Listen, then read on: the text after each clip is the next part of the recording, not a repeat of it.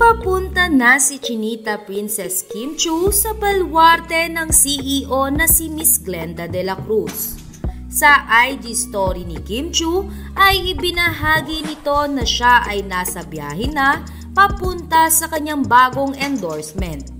Caption pa ni Kim Chiu sa kanyang post, "Good morning, shoot day, #NewFamily." Hindi naman na naging palaisipan sa mga fans ni Kim Chiu kung ano ang tinutukoy ng aktres sa kanyang caption.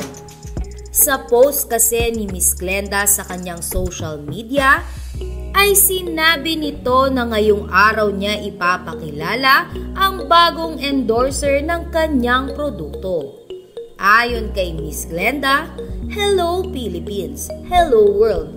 It's Hello Mellow Day today with K. Ha ha ha, nakakaloka.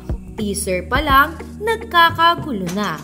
Nako, mas nakaka-excite ang products." Samantala, excited na ang Kim Pao fans sa pagpirma ng kontrata ni Kim Chiu.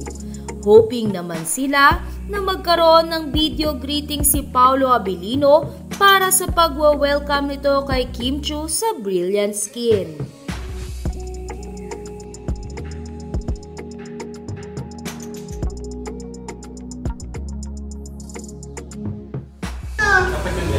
Love my nails. Achimimi, say hi. Ay, ang fresh ko. I love it.